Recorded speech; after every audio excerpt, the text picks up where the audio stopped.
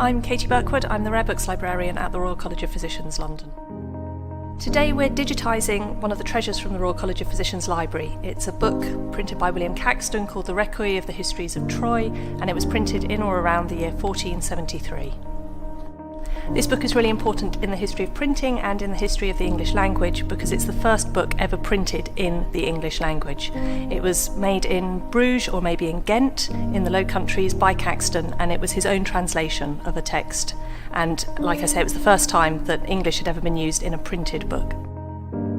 The book is the story of the Trojan Wars, so it's the account of the fall of the city of Troy with all of the mythological history behind that. So it's an ancient Greek myth, an ancient Greek history, but it was very popular as a literary text at the time, and Caxton made a translation from French, from a man called Raoul Lefebvre, into English, so that it could be enjoyed by a new audience.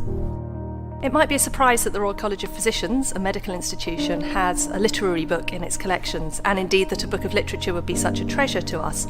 It ended up here because our library collections were all gifts and donations from various fellows and members of the college over the 500 years of our history. My name is Kat Thompson-Baum and I am an accredited conservation manager. I work for Wiley as the conservation consultant and as project manager.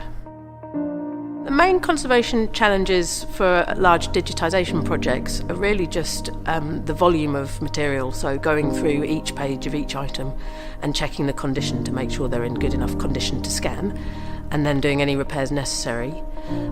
With something like a rare book like the Caxton, it's really just, again, taking it page by page and making sure that it's going to stand up to the extra handling that scanning involves.